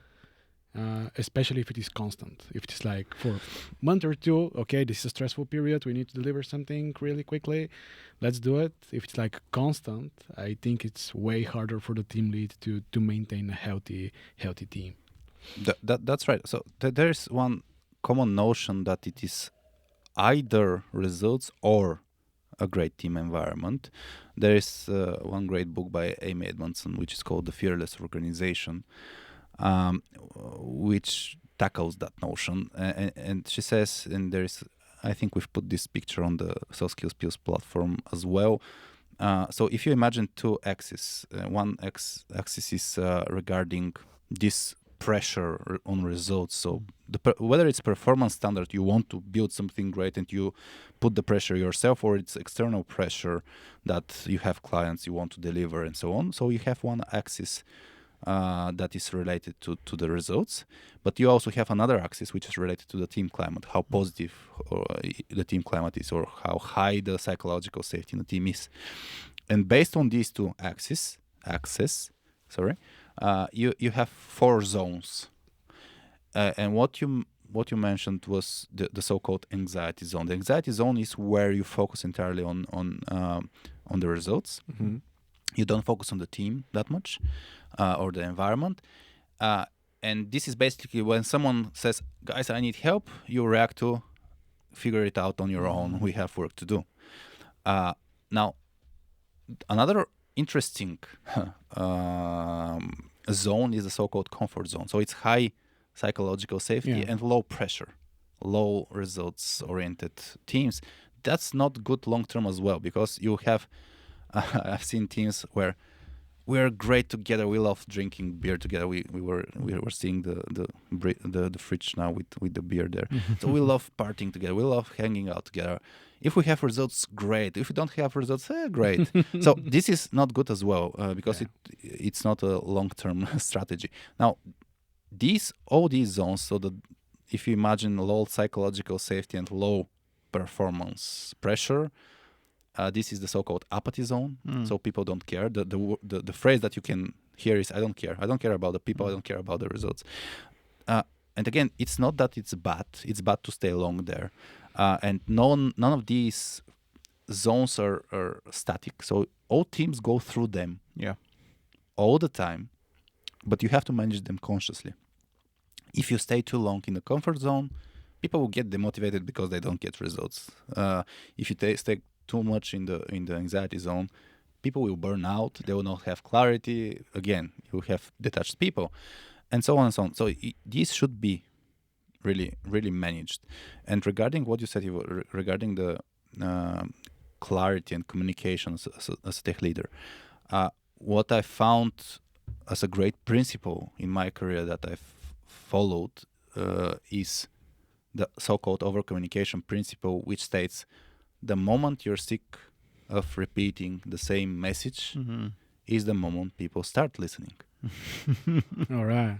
So if you are not tired of repeating yourself, people have not understood it clearly enough. That's really important, because leaders think, there are a lot of leaders who think, I said it once and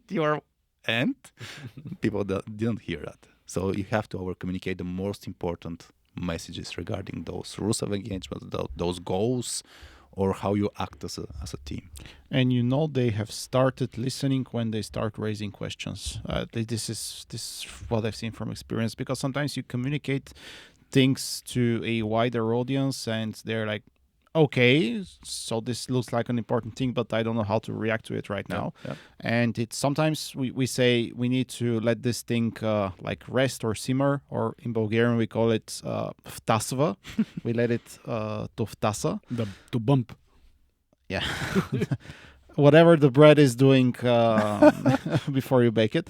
And what I've seen is when people start raising concerns and asking questions is the right moment to, again, repeat things and have the conversation and improve the clarity and move forward as a team. And what Hari answered to Ivo is, it's never static. If you are in the anxiety zone, which is like you have to rush through, it's good for the team to know, for everyone to know that, hey, this is the situation. This is why we are in this situation. It's not great. I will not sugarcoat it, but we have to rush now, and we have to figure out how to exit this zone at some point, so we can adjust, adapt, and improve. The leader should manage those expectations. It's similar to so in terms of clarity. Another aspect is that it's connected to the team responsibility as well. So when you communicate something, for example, what Radu you mentioned regarding the way you collaborate with your clients, is that if the relationship goes unhealthy, you're willing to break it. So this is part of your approach to doing business. but you can say it once, but then when you have the situation, it's important to again communicate to bring clarity. And when you make a decision, it's important not only to communicate the decision itself, but the reasoning behind it, and to connect it to the rules of engagement. To say, guys, we're going to do that with this client. So it's a very important client, so we will be a bit cautious. We're not going to break the relationship, but we're going to open up a discussion that we're not happy with this. So why are we doing it? Because we believe that we should have healthy relationships with our customers, and if they are not okay with that, we're going to change things, because you as people in our company, you're important. Now, a lot of leaders forget the reasoning part and just state the decision, and you're not going to over communicate the message, which is more important than the actual decision. So that was one aspect that I wanted to bring. And where were we? I forgot why I was. We were, I think, for the transparency aspect. So we talked about conflict. So what happens usually when you bring a new person in a team? You should expect that there will be a so-called storming phase where people try to get acquainted with each other, to bump a bit between each other with terms of disagreements. So it's okay to state to people, it's going to be worse for the next few months, because we are going to have some storming between us before we can actually normalize things. And a great thing for a leader to do is always to manage those expectations. It's going to be very high tempo the next 2 months, very, very high tempo. But it's better to say it rather than people, for them to actually interpret. Start expressing anger when people are not doing things that you want them to be doing, but you haven't told them. Like this is, I think this is the norm, and people start to get frustrated. And let's I think we can move in a second to the crown. Okay, I will talk about feeling comfortable when we get to the crown.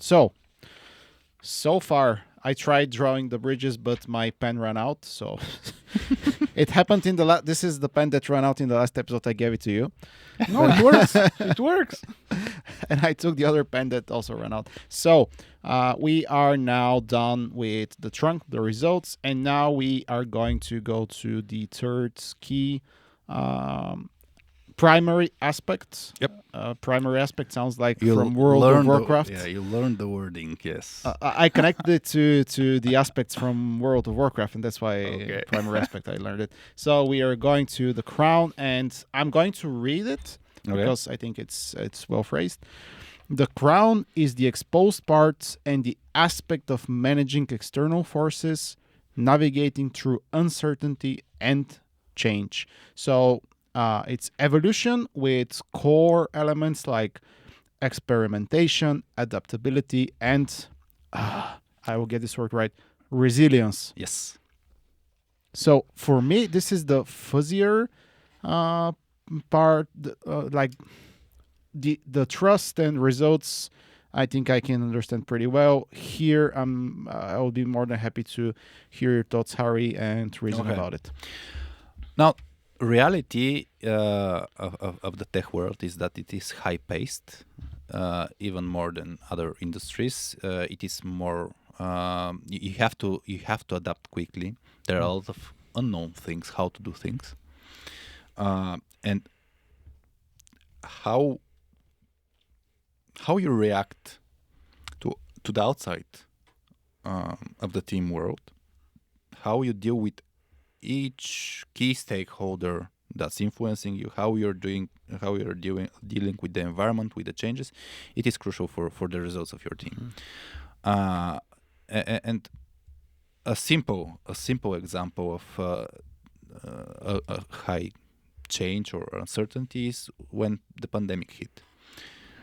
When the pandemic hit, it was, let's say, for me, it only acted like a catalyst for most teams, because it is only great teams will be able to succeed, to manage this situation. Some were quick, some were very slow, some were killed basically by this situation, by this event.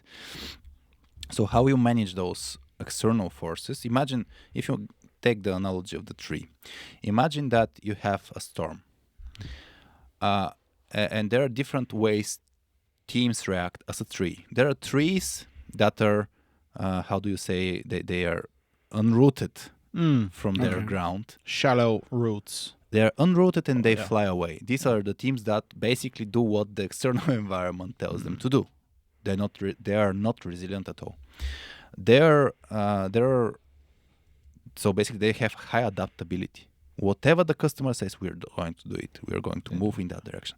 There are trees that are so static. I call them stubborn. So they're not going to move at all. And because of that, they're going to lose the leaves and the fruits from the crown. They are going to get naked, let's say. And there are a third kind of trees that are acting like a typical tree, which you can see in high winds. So they're bending a bit, but they're also rooted to the ground. It's a great combination of adaptability and resilience. And most teams, because they don't have the proper environment, because they don't have the proper rule of engagement or the clarity and so on, what we discussed beforehand, they're not capable of dealing these quick enough. And now, going to the experimentation of the adaptability and resilience. Experimentation is basically when you don't know as a team, which is, for example, very typical for startups, very typical when you have technical challenges in a new when you have to build up expertise in something. And there are different ways to experiment, but most teams and people, basically. So the evolution part, this is something important. When we scan teams, when we go to the evolution part, we think of the team as one thing, how this one thing deals with the external environment. When we're at the results and trust level, we're going into the inner aspects of the team. So that's one important distinction here. So how this one team acts to the everything outside of it. So how do you experiment? A lot of teams don't have systematic experimentation approach. They just try, fail, and at some point maybe they will succeed, but most probably they will fail. So, for example, how do you do a podcast? You've started at some point and it's a decision. We're going to do a podcast. But how do you succeed faster? How do you try things? Should you buy a camera? Should you have 3 cameras or 2 cameras or 1 camera? So maybe the QA experience here will help to have a systematic way of testing things. Most teams don't have that. They don't know what they're doing. They don't have hypotheses to test. They don't have, let's try this, see what the results are, and go back and reflect and change things. Even for example, for the decision-making approach. If you have a decision-making approach which is, let's have a majority voting for most decisions and see what happens. Okay, do this for 3 months and see what happens. Measure it somehow. A lot of teams don't measure at all. Don't measure. So how do you know if you're better or worse? They don't measure things. That's an issue. Okay. So there are a few things regarding this. I don't know what would be interesting, but what I've seen is most teams are not resilient. They don't, in terms of, let's say, discipline, it's natural human aspect that you are not able to stick to your habits. So it's easier to decide we're going to do that. It's harder to do it. Stick to that. Yeah. To stick to that for a longer period of time when you have those external forces that are a bump in the road. And I remember, I'll give you an example that's not tech related, but you mentioned that we are doing a podcast. When we started the podcast, I look at the data that it was like 90-something% of the podcasts don't have episode number 9. They die. They die before that. Oh, this is episode number 8 of the 4th season, so yes, you have, yeah. So whether something is working or not, you have to give it time to do.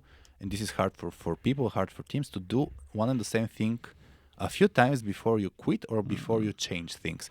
So when we started our podcast, me and Vasi, who are the co-hosts of the podcast, said, let's do this for 8 times. and then discuss whether we're going to abandon this or not. And we've done more than 100 episodes. So this is something that teams, there is one question whether in the team scan too, in the survey, when we have when a solution that we've agreed to try fails, we abandon it on the first time or something like that. This is an indicator that you don't have resilience. All right. It's most teams think that they should change quickly. This is actually not true for most times.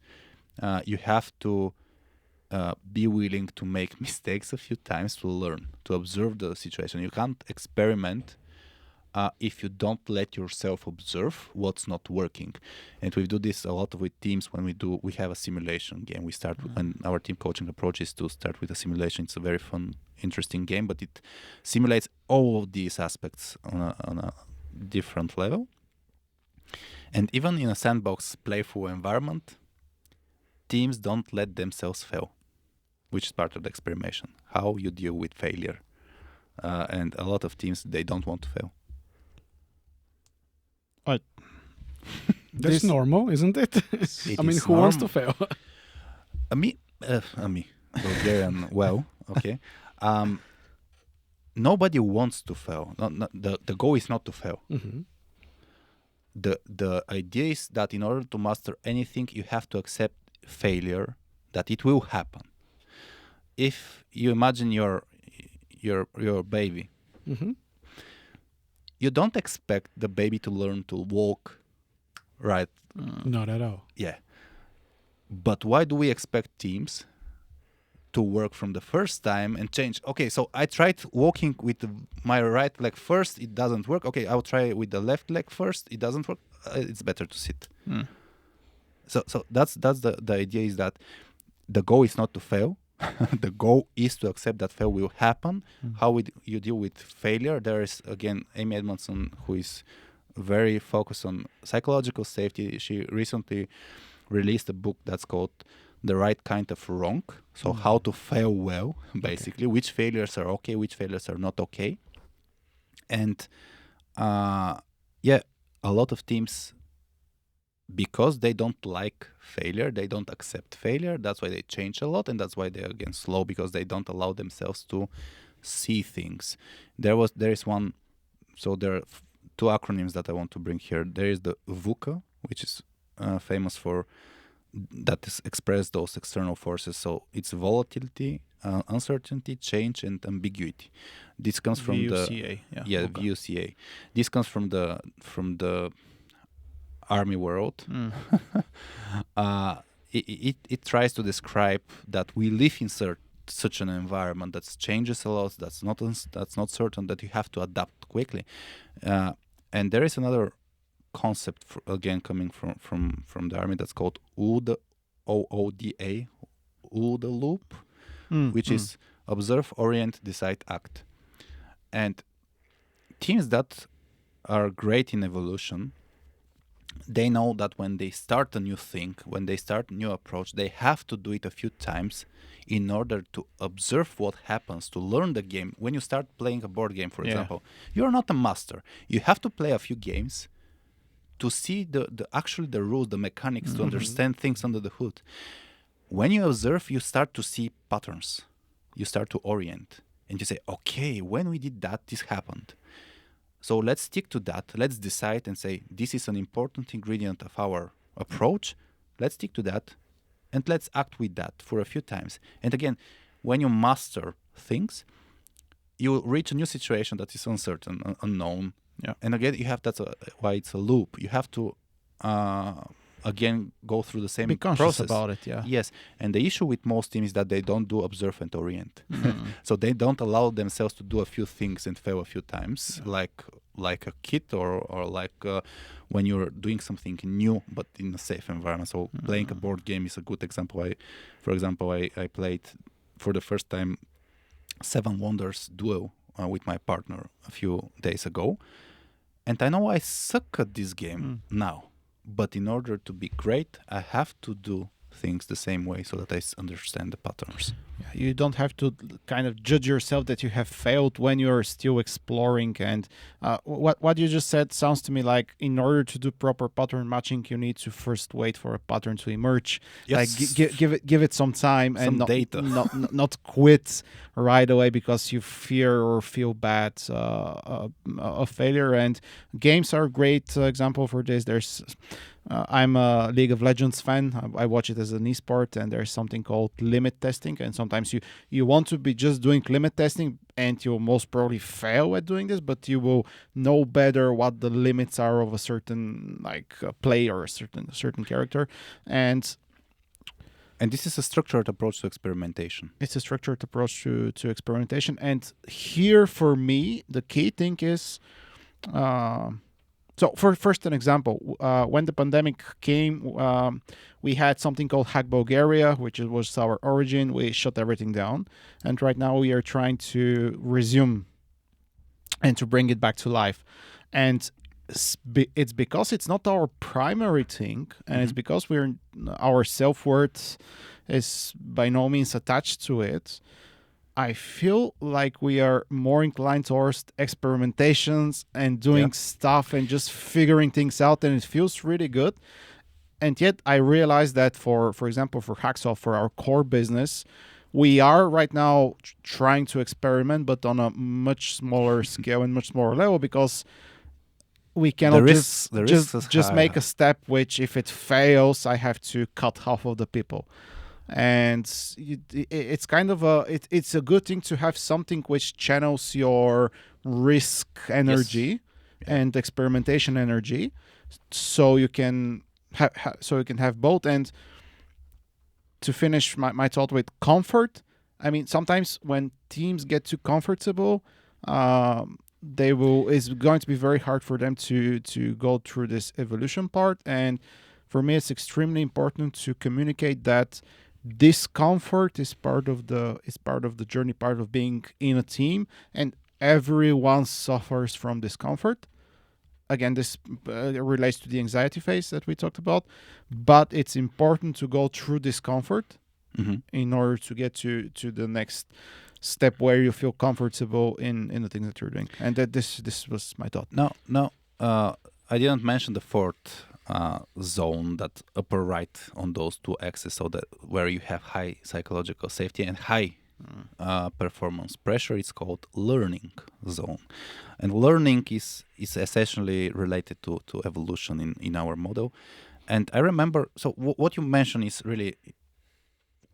really interesting regarding risk, because yes, risk is something that most teams, this is actually from all of the low level details. Each of these core elements that we discussed, the 9 core elements, each of them has 3 low-level elements. And one of these is related to risk. And this is the lowest score. So we score through the team scan, you get actually a number. It's not, we're really precise in terms of you getting the right picture, how well your team is. So beside the traffic light system, so you get a number. The risk aspect, low level detail, or whatever we call it, is tech teams, and probably it's because of human nature, tend to be the worst in terms of risk taking. And actually it is what you mentioned, Radu, is it's easier when it's low stakes to make those decisions. However, I would challenge that idea is that you should actually apply similar approaches to your business as well, to act like a game, to be less attached to it, and so on, so that you can make better results. There was one great memo from Jeff Bezos when he was explaining the Kindle Fire failure, because the whole mobile phone tablet concept didn't succeed, and they lost a lot of money. And what he wrote in the shareholders memo about this, he said this was the right thing to do, because as we grow, as a company, the stakes, so the money we invest in terms of experimentation should be higher. So they should be related to what we earn as a company. So the risk you should be taking now should be similar to when you were a startup. You shouldn't be less risk taking. You shouldn't be so cautious. Right. Yeah, it could happen that you will lose a few people, but it's similar. It's interesting. I'll give you an example with the difference between we're running a newsletter and I write in LinkedIn. In LinkedIn, I think I grow faster because I don't look at the followers person by person. When we use MailChimp for our newsletter, every unsubscribe, I see the person. Yeah. And the pain is bigger, and I feel the risk is bigger, and I'm more cautious. Okay, let's not write that one. But in LinkedIn, I write whatever I think of. So my approach to LinkedIn, I think, is better than our approach to MailChimp because we're taking less risks. But the higher the volume of people we reach, we should actually be more okay that we lose, let's say, 100 people. Because, again, it will be 1%, for example. Yeah, but you should know what's at stake, and I want to challenge this a bit because losing 100 people from let's fight a bit. From the newsletter, it's fine, but losing one of your core people because you've taken a big risk might not be fine, and that's the same with us. We don't have any. So as HackSoft, everything's bootstrapped. We have zero backing. If we fail, we fail. Well, there's no one's going to catch us. We don't have a VC fund behind us. We don't have a big company behind us. And that's why you're more cautious. I agree. Risk taking is essential if you want to move forward and find better ways for doing business. Mm-hmm. Yet, if we go towards recklessness, which sometimes it's good, and we start losing people, things might just fall apart. Yeah, I'm not suggesting that people should be blind and fearless.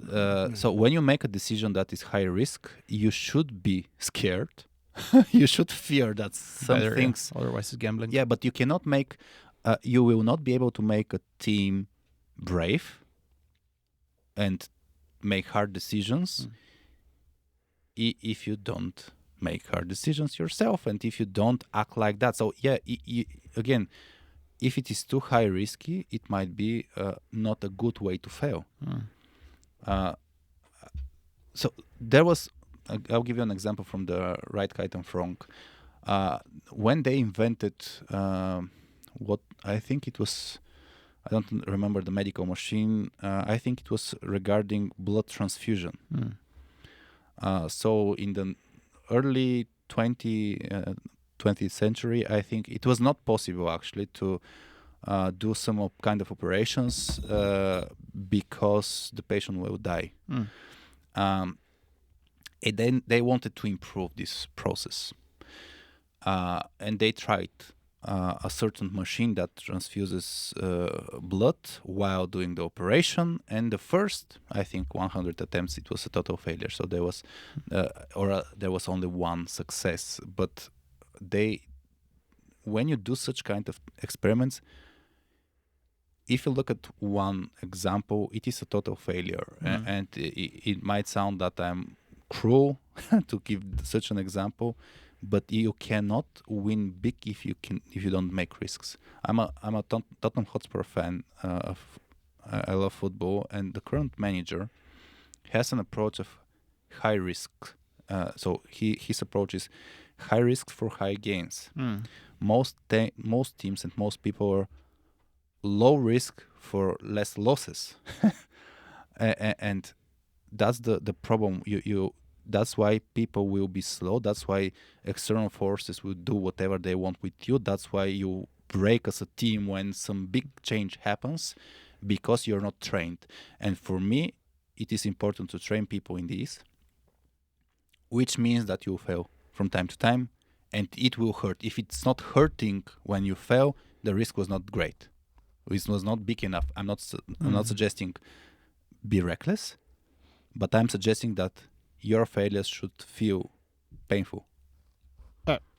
I understand what you're saying, but again, I want to give a nuance.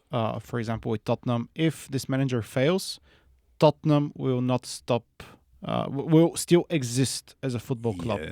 This is very, very, very, very important. Again, the reckless part you're mentioning. Yeah, you should not be out of business with your experiment. Because I agree. Because usually when people talk about risk, they give examples with big companies and big organizations that can manage this risk, and they are actively managing this risk. While if we, for example, say, hey, our risk is a risk that we took as HackSoft was going towards a technology that was not part of our core, which sounds really, really small if you compare it with Amazon or something else. Yet for our scale, we had to make this decision. And if we fail, if this decision didn't work, then we would lose people, which for us, again, is an extremely painful event.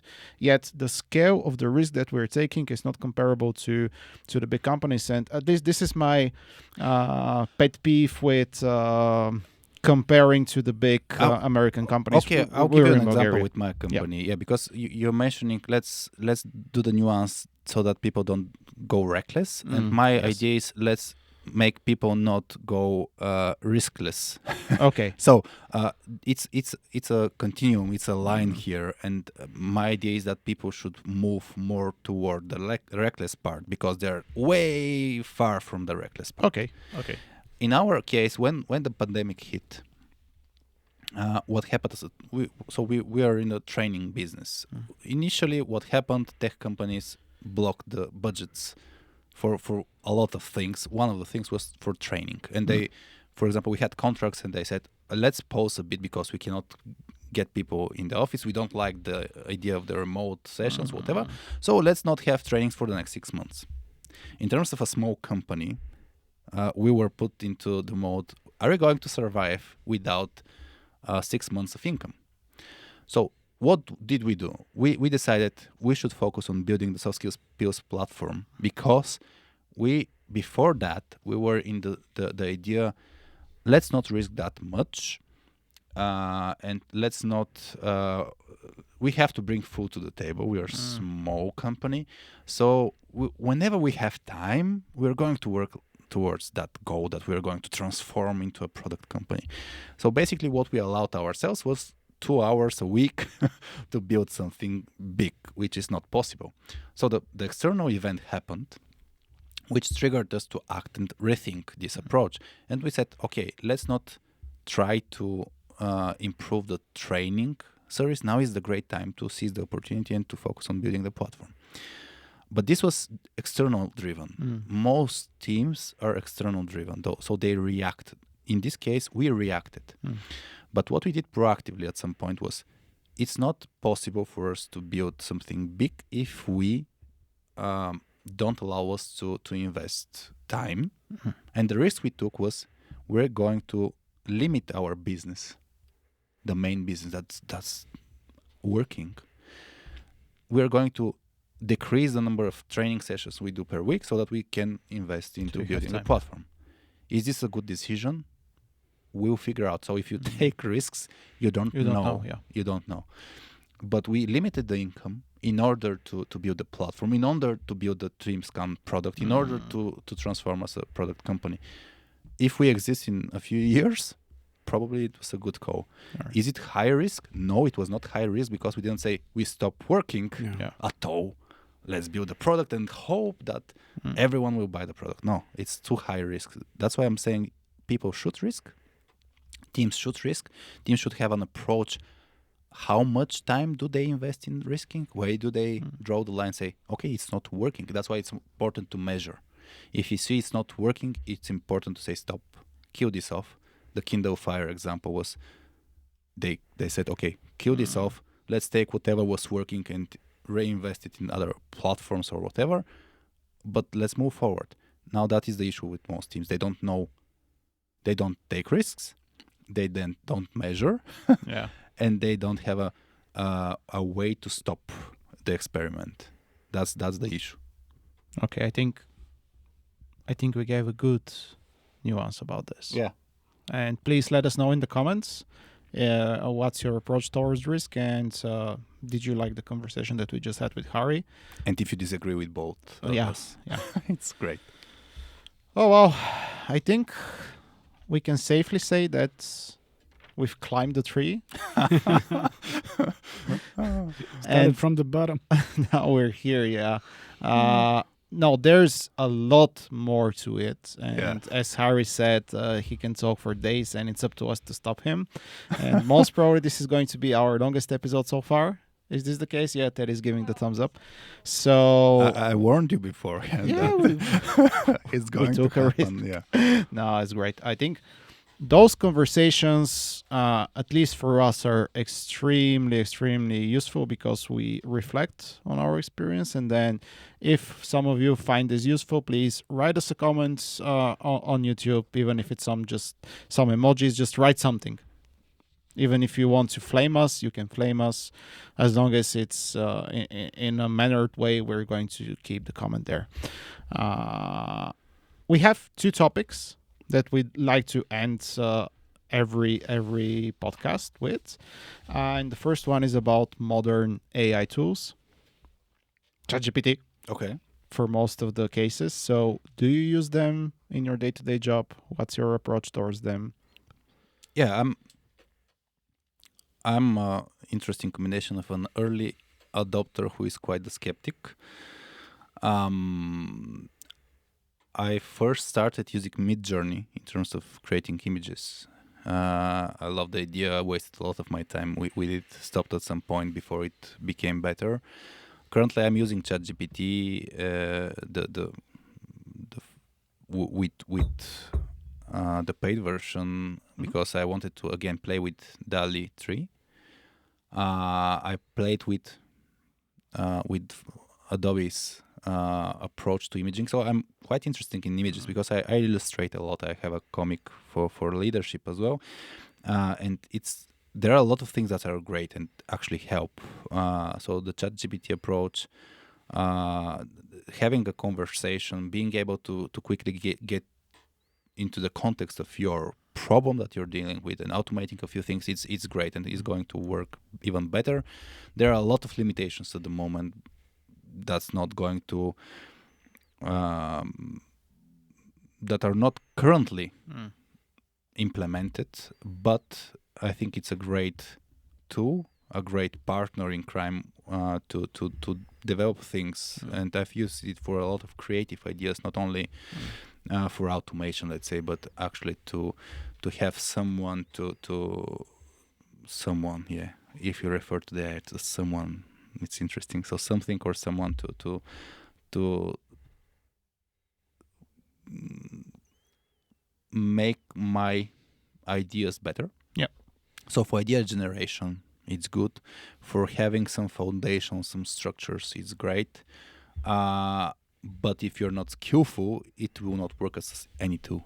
So that's my current feeling. Whether it will remove us, so whether you can, for example, tech leaders, is it a warning for us that you might just ask ChatGPT how to send belonging queues to my people, or how to get insights about the team dynamics? Yeah, it can give you some general ideas, but it will not be specific enough at this point, at least. Yeah. So this is my understanding or my feeling towards the, yeah. What I say is ChatGPT is not a replacement for experience. Yes. Never will be for me. So it's just a tool. Even if it replaces in terms of experience, because it is part like knowledge there. I remember, 15 years ago, I was giving a presentation, and there was some guys from a company like Sony or Samsung or whatever, and they were discussing the power of having remote conversations and so on. And my idea there was that it's just another tool to connect people. Yeah. So for me, you'll never be able to replace some of the aspects that are part of us as human beings.